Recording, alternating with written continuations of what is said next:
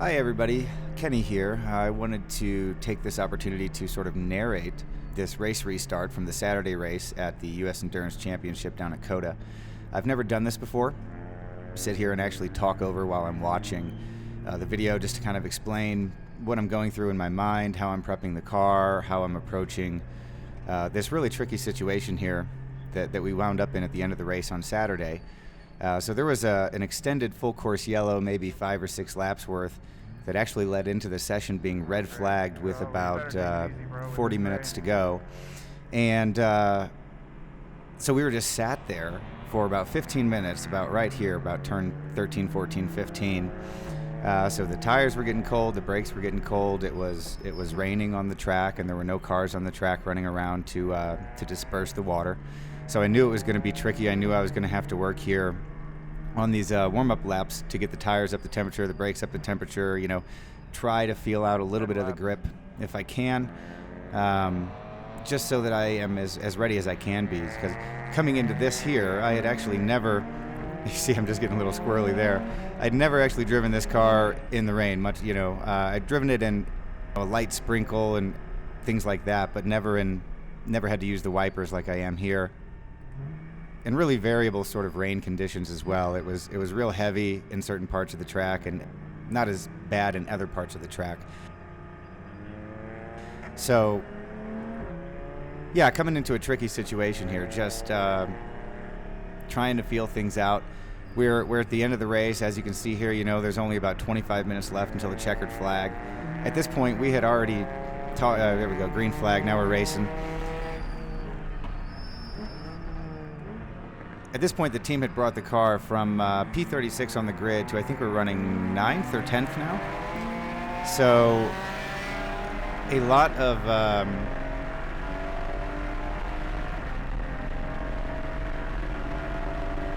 so just coming down here for the first time, you see I'm going to brake real early, trying to feel out the grip as I come here around turn 1 for the first time in this much rain, kind of at racing pace. And trying to get the tires up to temp still, just trying to feel things out. Like I said, I'd never driven the car in these sort of conditions. And what was also tricky that we were dealing with was I actually didn't have communication to the pit lane from my car at this time. So I could hear them on my radio, they could communicate with me, but my push to talk button on the steering wheel was actually broken. So we didn't find out the cause of it until Saturday evening. But at the moment, all I knew, get a little squirrely there. At the moment, all I knew was that, I couldn't talk to the pit lane, but they could talk to me. So that also made things a little bit frustrating, kind of having a one-way conversation. But you see here, I kind of make a mistake, and I learned later not to get up on that paint because it's too slick. And this guy takes a look. He didn't get me there, but I think he's going to get me up here because that was just a really slow line there, getting too far up on the paint, and it's really slick. So this is still my first lap here under speed after we've gone back through. You see the guy in front of me locking up, so I was like, okay, learn from his mistake there and don't try to push it too hard. I got mobbed there a little bit. 2 cars making it by. I think I get this guy back here coming down into 12. But I wonder where I start braking here for 12. Really early. Yeah, well, you can see too, it's raining real hard down here into turn 12, so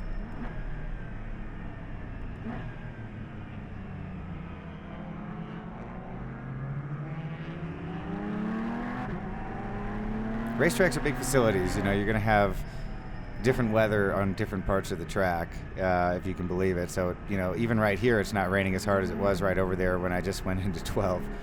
So, still trying to feel out the grip. Everyone else is as well. I came into this because I didn't have pretty much any experience driving this car in the rain. Even right there, plenty squirrely coming out of that turn. Because I didn't have any experience driving this car in the rain, I came into this last, 20, 25 minutes of this race, honestly, with the sole goal of just keeping it clean and not really putting anything at risk.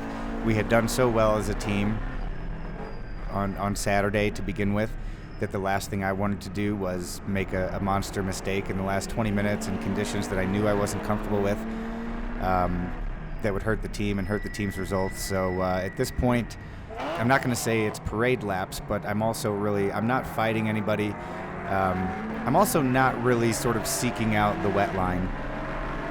I decided that given all those things I just said, it's really variable conditions. I'd never driven in these conditions before. The team is on for a good result. There's really no reason for me to push like crazy.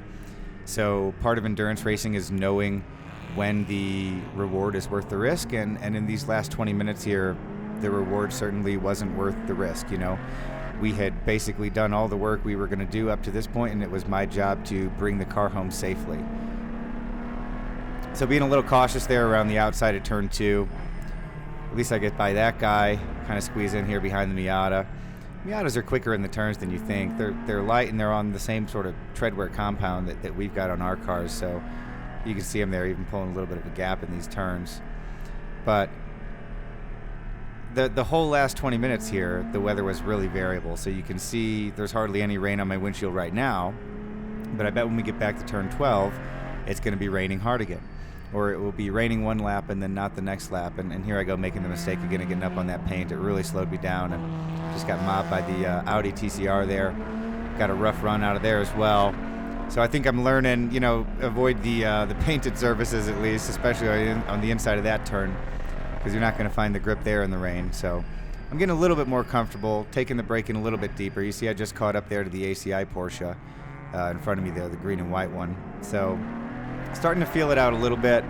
It also looks like, the rain had kind of died up for a little bit here, but I bet you as we come down into 12, if my memory serves me right, it'll start picking up again.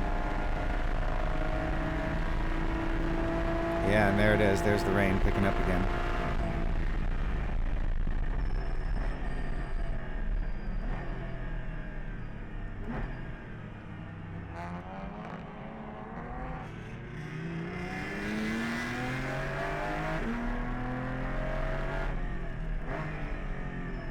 Get a little bit of a run there on that guy. Still kind of feeling it out. Short shifting, not just to sort of dull the torque on the engine so that I have a lower chance of getting wheel spin, but also we were coming into this final stint. Woof! Little sideways there. But coming into this stint, we knew we were going to be marginal on fuel. So that the extended full course yellow really helped us. The 10 or 15 minutes under red flag helped us, and we were able to go to the end. But I wasn't taking any chances. I was still short shifting, kind of accomplishing two goals, right? Dulling the torque on corner exits so that the wheels don't spin in slippery conditions, but also trying to save a little bit of, you see I'm trying to go around the outside there, and that guy kind of got a little bit of a run, but that was kind of a rain line move on his part, but I was kind of doing the same thing. But yeah, so that accomplished two things. It saves me a bit of fuel when I short shift, and then also, like I said, dulls the torque on the engine so I don't have to worry about wheel spin coming off the corner as much. Looks like the weather's gotten a little bit better here. I know it gets worse again before the end of the race. Looks like we've still got about 17, 18 minutes to go until we get the checkered. Spending plenty of time in the mirrors. One thing that red flag restart is going to do is going to get everybody bunched all back up. And so, these first couple of laps, I kind of felt like I was getting mobbed a bit, and I think I started getting a little bit frustrated soon here. And then it's funny, I would get frustrated and say, okay, you need to push harder, you're getting mobbed here, and then I would say, it's fine, just be safe, be cautious, bring the car home, you've only got, 15 minutes left. So I guess I still haven't learned that lesson about that paint yet. Yeah, so every time I would try and convince myself to push, hey, these guys are passing, these guys are no one wants to get past. You're a race car driver, you're out there driving a race car, you don't want to be getting passed, and so it gets frustrating, but you just kind of have to convince yourself, look, I'm out here to run my strategy, I'm out here to run my race. Basically, whatever happens to these other guys, there I am just getting a little bit of cool air on my hand. It really helps, especially since I have the visor up at the moment. If you stick your hand out the window, it kind of directs some of that cool air into your face and into your visor. And actually, this whole day I was running with the visor up. I had a tinted visor on. I was running with the visor up because it was just so cloudy. There we go, a little bit sideways. But so, just hunting out this grip, and you see I'm starting to say, I'm going to break a little bit off the line into some of these turns. So I'm trying to hunt out the rain line now a little bit. But like I said, my big concern coming into this last stint really was just keeping it clean, just getting out there, putting in the laps, and bringing it home to the checkered flag. So, I am getting faster as I sort of feel it out, and it's just always tricky to be thrown into a new situation during a race session. Don't want to do anything stupid. The last thing I wanted to do was try to send it up the inside of someone, find a whole bunch of water, and just go skidding over the top of it and take someone out, or completely blow the braking zone and fly off the track into the gravel or anything like that. I really pride myself that I have never spun this car. I've raced with W2W Racing all year, and every time I've been in the car, I've kept it in control. I think the closest that I had to an off-track, I dipped my left two wheels off the track at Turn 4 at High Plains Raceway by about a foot or so, and I think that's literally the worst off I've had the whole year. So I haven't spun it, haven't had any offs. I did have some contact earlier today in the car. That wasn't my fault. I think there was a GT4 Clubsport that had some suspension damage, and he was kind of struggling to make it around some turns, and I kind of went for an inside move, and he ended up coming to the left into me. I can't see why anyone would do that unless their car was damaged, so I think he was really struggling there. I don't really blame him. It always sucks to get into contact with someone, but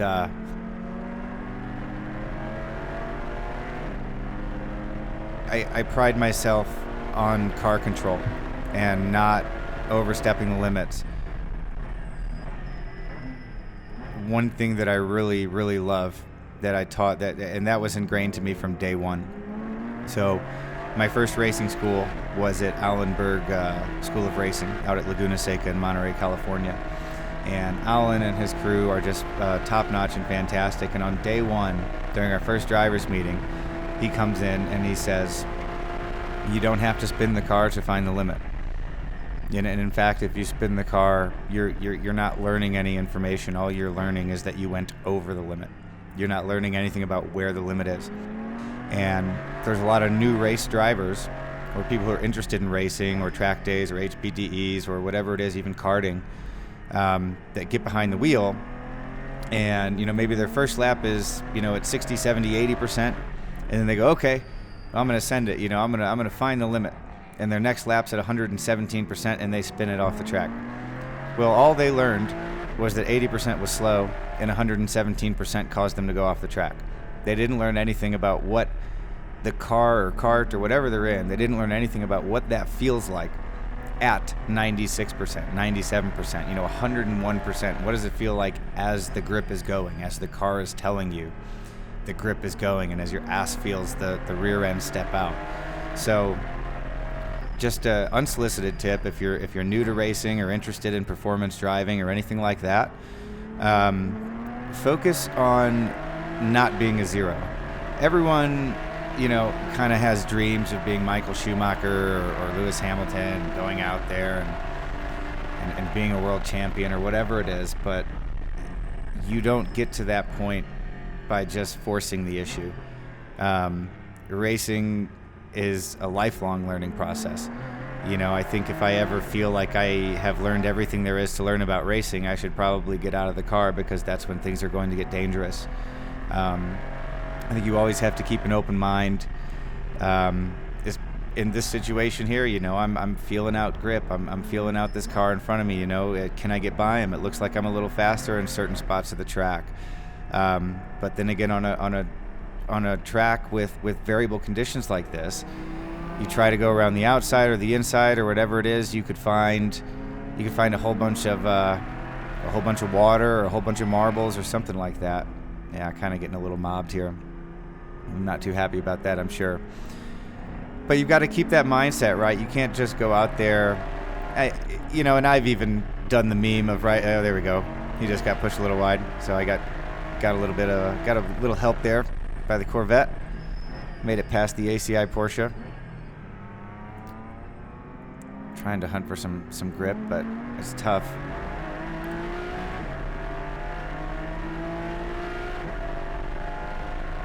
I hope the guy doesn't think I'm pointing him by. Once again, I'm just getting air on my hand and bringing the air into the cockpit so that it comes into my face and kind of cools me off a bit, because it can get a little humid inside the car when it's raining like this.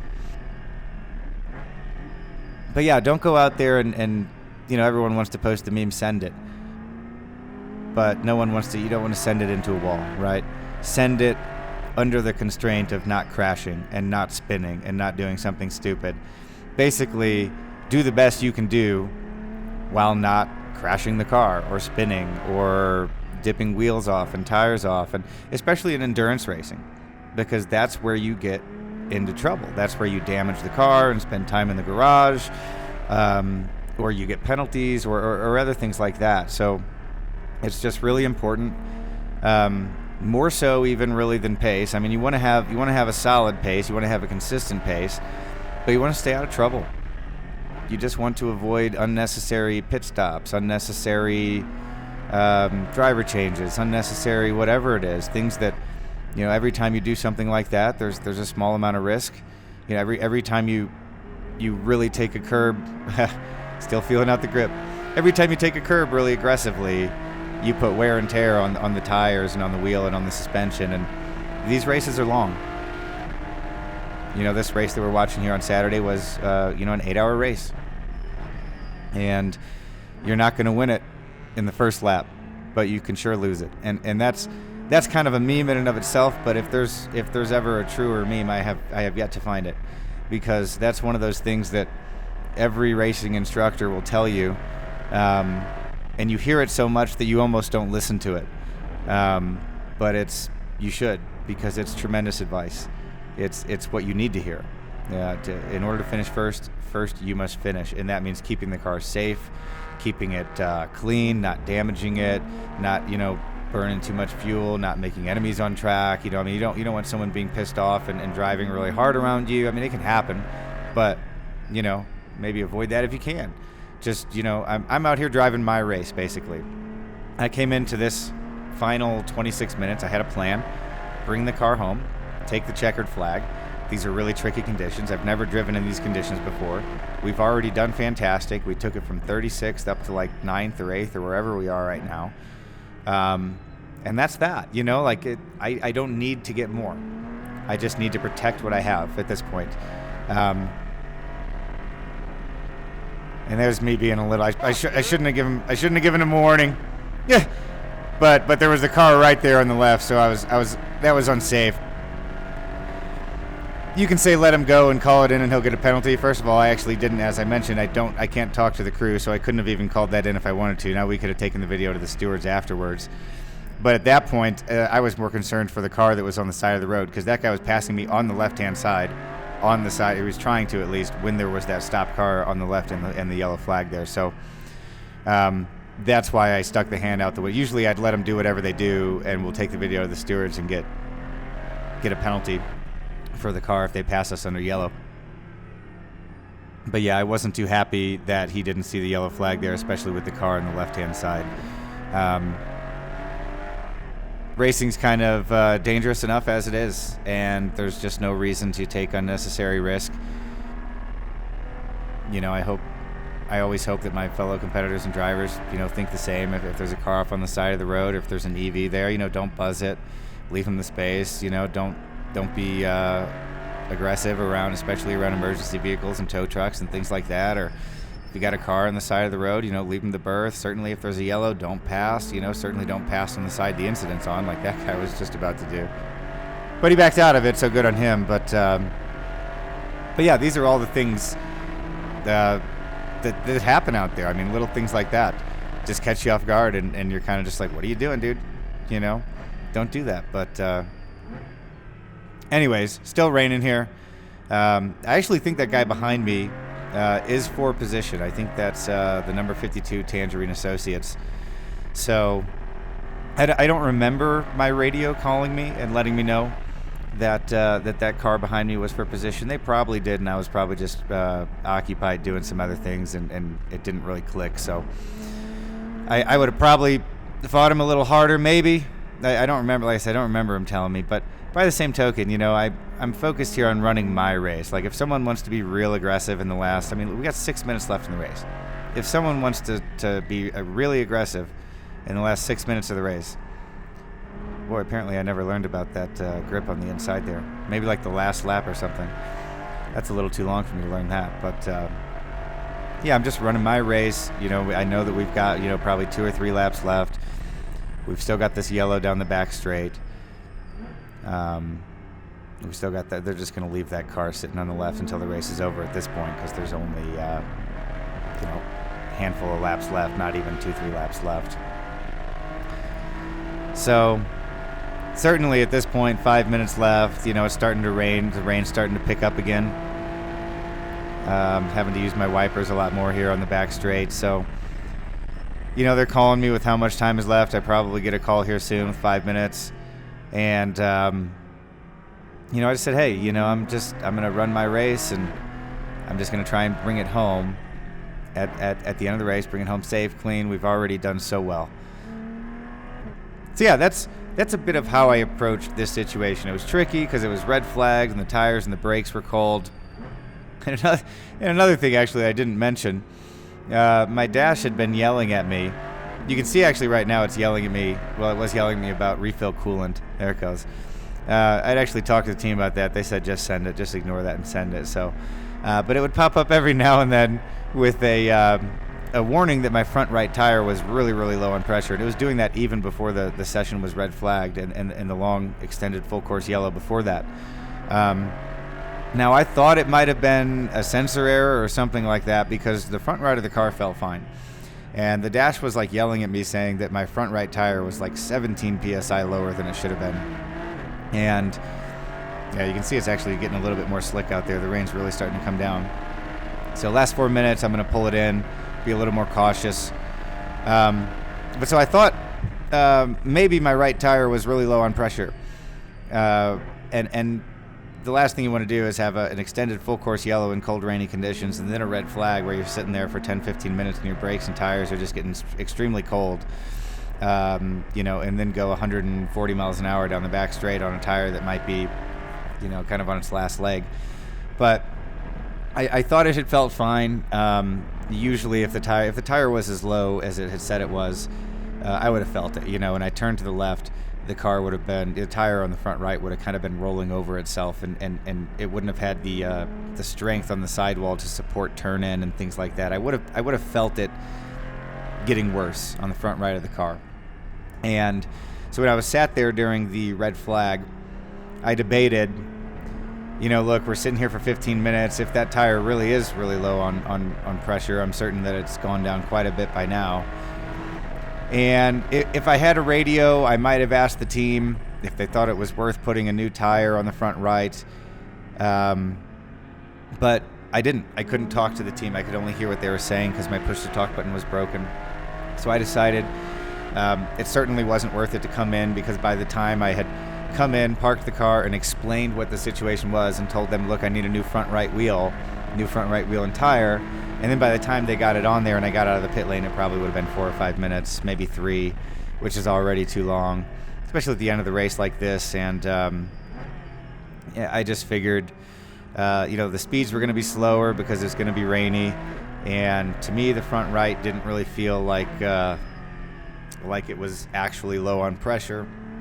So I kind of rolled the dice on that in a sense, but hands were kind of forced because I couldn't even talk to the team. And even if I came in and said I need a new wheel and tire,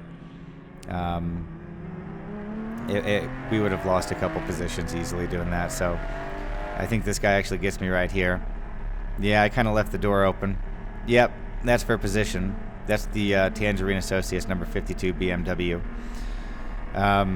So yeah, that's a little bit unfortunate. I think I might get him back and then he gets me or something like that. Or maybe that swap already happened. But so that was a little unfortunate to get past for position here with, this is coming up on the last lap. So this is basically white flag this time by. Still tricky, still wet out there. And there's the rolled up white flag. 1 lap to go. Checkered comes out in about a minute's time. Oh, here's what... No, never mind. I thought that was the Tangerine Associates car right there. I was going to say, I thought he got held up behind another car, but... Yeah, so obviously, last lap here. I know it's the last lap. I'm not really... that car in front of me was the last car that could have gotten me for position. The other cars were a lap back behind me, so pretty safe here. At this point, it really is literally just bring the car home. And now it's raining pretty good here in the S's. You know, it had been raining on the backside of the track most of the day, but now it's raining pretty decent here in the S's, so just taking it pretty easy. It was a pretty stressful day between the radio issues that we kind of had where we couldn't communicate with the team, but they could communicate with us there. I finally learned to stay off that paint. Yeah, glad I finally learned that on the last lap of the race, but at least I learned it. Checkered flag's about to fall, so we're coming up here on the last lap. When we come around the line this time, this will be it. Plenty of rain here down into 11 as well, so just taking it kind of easy. Boom. Checkered flag is out. Still got a yellow here down the back straight, so trying to time this right. Technically, I can't pass this car in front of me until we get to the next flag board, which is on the right. It's going to be a sign right there. So I timed that pretty well, because you can't just pass after the incident in WRL. You have to wait until you are to the next flag station or flag board that is not displaying a yellow flag. So kind of got to time that overtake right so you can get there. I did that pretty well. That 982 in front of us, I think they were either they were ahead of us. Actually, I think they were quite a few laps ahead of us, so just getting lapped there, not losing any more positions here before the finish. I think I take the checkered flag here in 10th, and I think 2 people in front of us got penalties for passing under yellows or pit lane violations or other things, and we ended up moving up to 8th in the final standings. But yeah, I hope you guys enjoy this. I've never done anything like this. Just sit here and watch a race, watch a session that I had, especially a really tricky one like this. See, like, hey, that's not for position, and that guy's not getting chased by anyone. So as far as I'm concerned, that's just a dumb shit move right there, because the checkered flag's literally right here. So, but whatever. Everyone can do their own thing. That's what I'm saying. Let other people do their own thing. Here we go.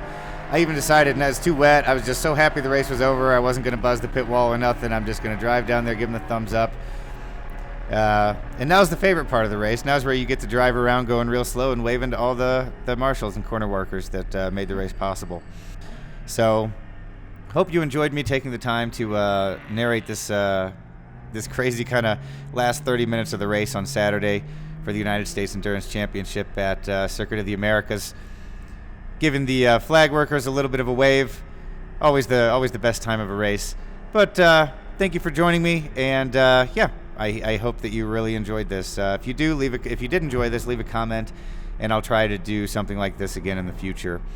Hopefully I wasn't talking too much, and hopefully the things that I was saying were actually worth saying. So appreciate you taking the time to watch the video.